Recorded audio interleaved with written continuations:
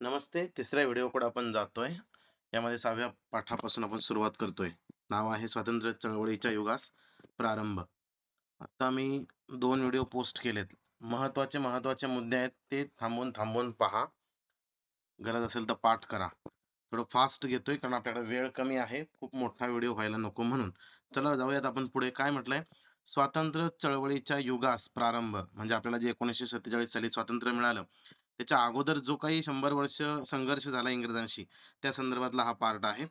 त्यामध्ये पाश्चात्य शिक्षण वगैरे इथं पहा की भारताच्या प्राचीन इतिहासाचा अभ्यास कोलकाता येथे एशियाटिक सोसायटीची स्थापना केली गेली आणि त्यामध्ये म्हणजे जर आपल्याला विचारलं की ब्रिटिशांनी कोणत्या शहरामध्ये एशियाटिक सोसायटीची स्थापना केली तर कोलकाता हे उत्तर लिहायचंय. त्यानंतर पुणे येथे खाली भांडारकर प्राच्य विद्या संशोधन मंदिर हे गेल्या 100 वर्षापासून कार्यरत आहे. तर भांडारकर प्राच्य विद्या संशोधन मंदिर कुठे आहे असा प्रश्न येऊ शकतो.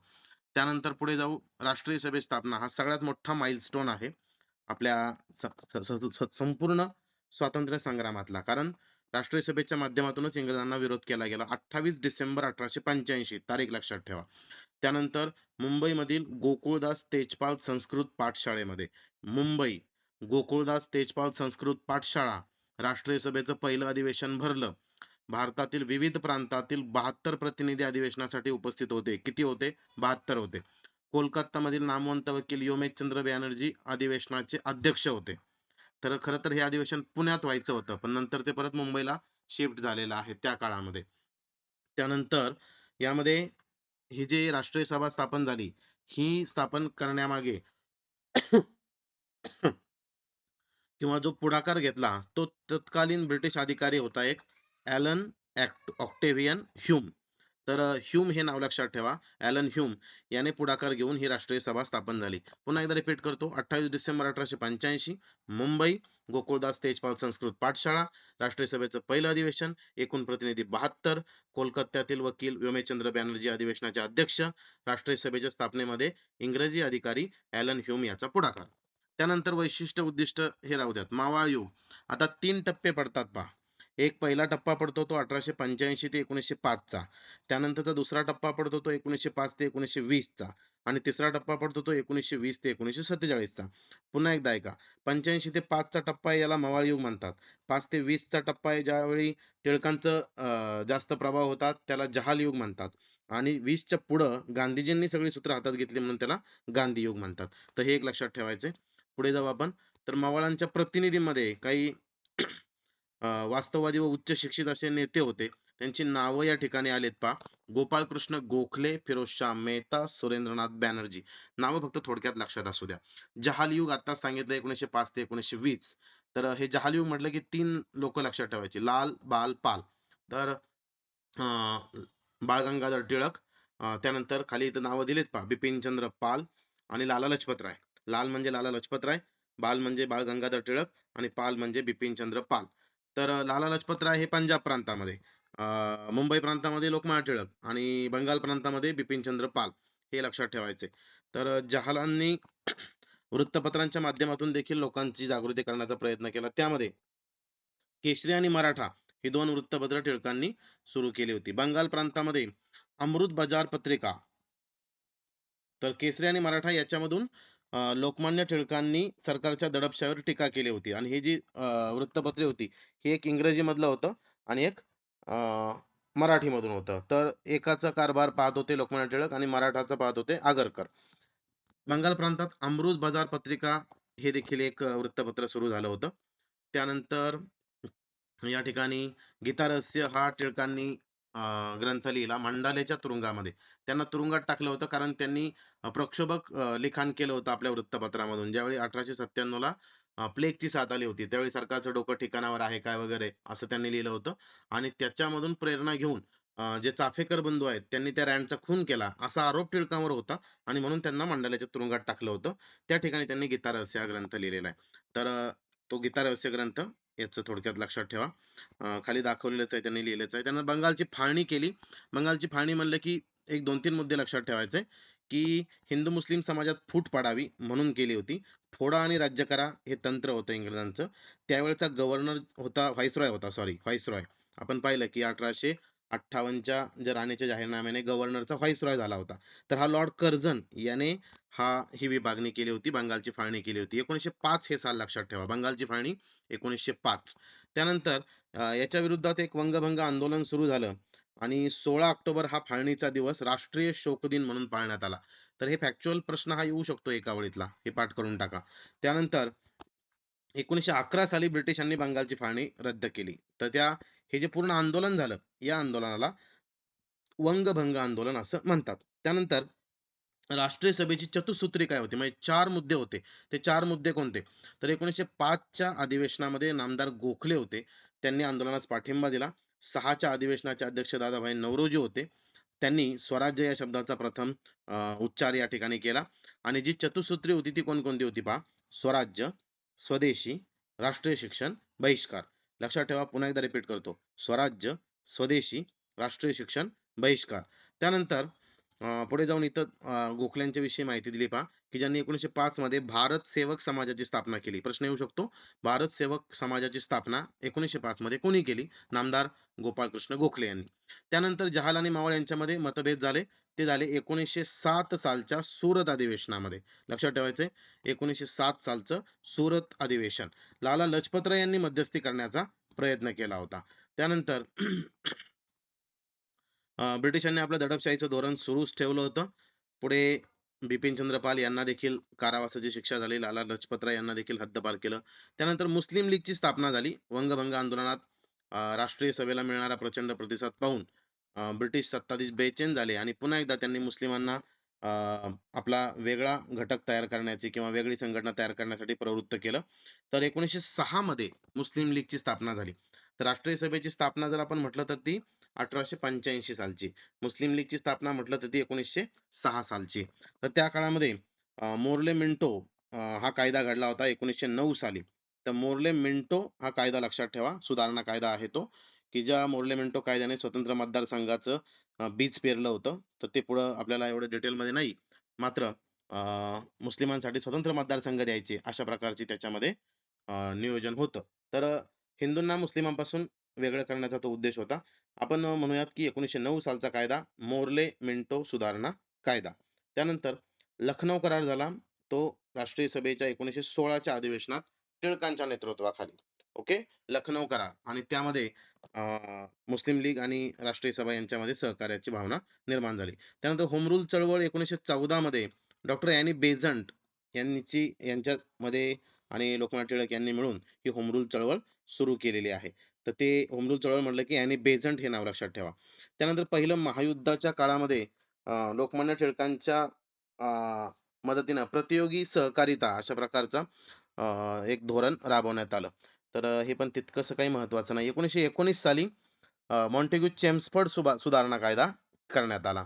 तर मोर्ले मिंटो कायदा 1909 आणि 1919 चा मॉन्टेग्यू चेम्सफोर्ड सुधारणा कायदा. तर हे इथं लक्षात ठेवण्याचे मुद्दे आहेत. पुढच्या प्रकरणाकडे जाऊ. असहकार चळवळ. आता मी इथं दाखवलं मगाशी म्हटल्याप्रमाणे 1885 ते 1905 हे मावळ कालखंड होता. 1905 ते 1920 हा टिळकांचा कालखंड होता आणि 1920 च्या पुढचा कालखंड होता तो गांधी युग होतं. म्हणजे गांधींनी त्या ठिकाणी सूत्र हाती घेतली होती. आपल्याला माहिती आहे सत्य, अहिंसा, सत्याग्रह ही सूत्र होती. तर ते लक्षात ठेवूयात. आफ्रिकेत देखील त्यांनी काम केलं होतं आणि भारतामध्ये ते आले कधी होते पहा, 9 जानेवारी 1915 ला. म्हणजे 9 जानेवारीला 15 ला ते आफ्रिकेतून भारतात आले होते आणि पुढे त्यांनी काही सत्याग्रह केलेत आणि ह्या सत्याग्रहाच्या नंतर त्यांनी काही दिवसांनी सगळं सूत्र आपल्या हातामध्ये घेतलेले आहेत. त्यातला पहिला सत्याग्रह होता चंपारण्य सत्याग्रह.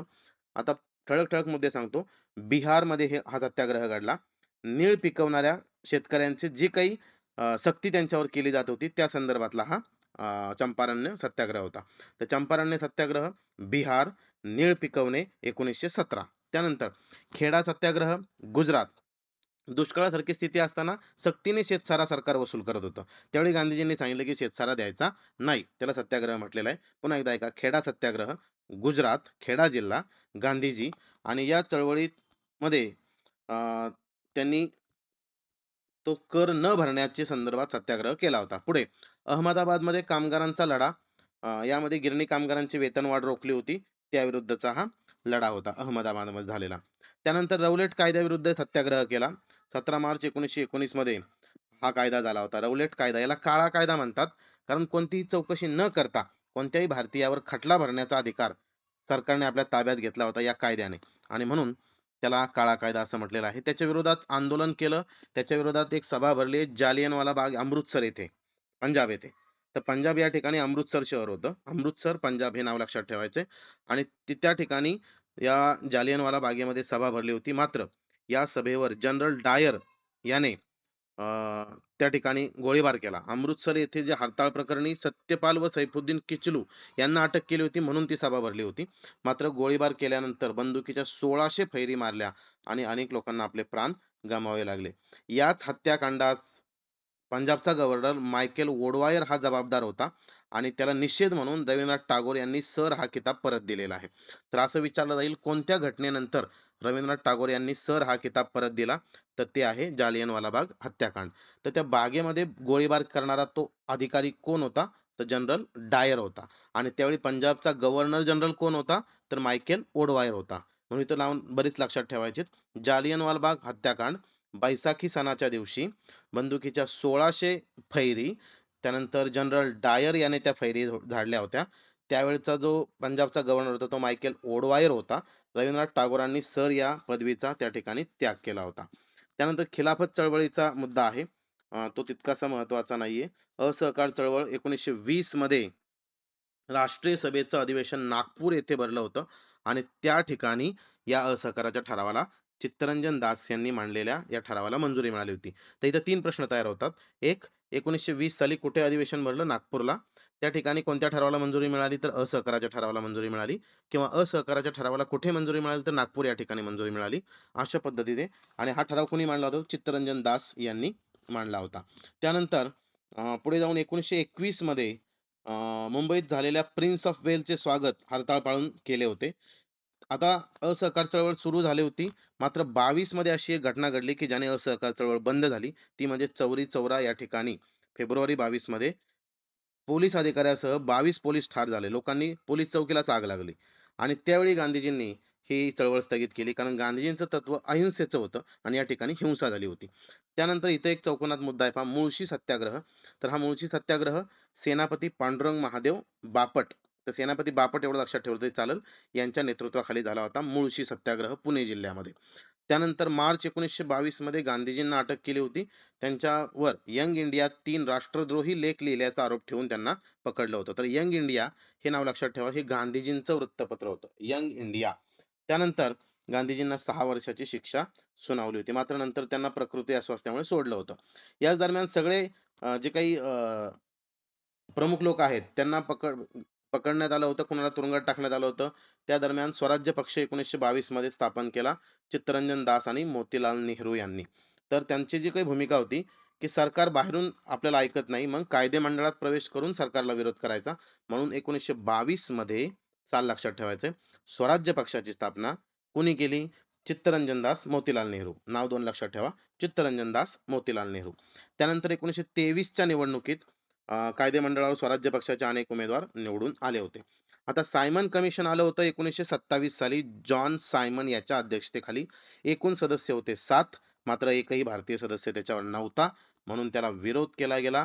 सायमन गो बॅक, अशा प्रकारे हे चित्र आहे पहा. 1928 साली सायमन गो बॅक असं म्हटलं, आणि त्यावेळी लाठी हल्ला केला. त्या लाठी हल्ल्यामध्ये लाला लजपत राय यांच्यावर लाठी हल्ला झाला आणि त्यात त्यांना मृत्यू आला. त्यानंतर नेहरू अहवाल या समितीने पंडित मोतीलाल नेहरू या समितीचे अध्यक्ष होते, आणि त्या वसाहतीचं स्वराज्य मिळावं, प्रौढ मतदान पद्धती मिळावी, अशा प्रकारचा अहवाल तयार केला होता. 1929 मध्ये अखेरपर्यंत सरकारने नेहरू अहवाल स्वीकारला नाही. मात्र नंतर सविनय कायदेभंगाचा लढा सुरू करण्याचा इशारा लोकांनी दिला.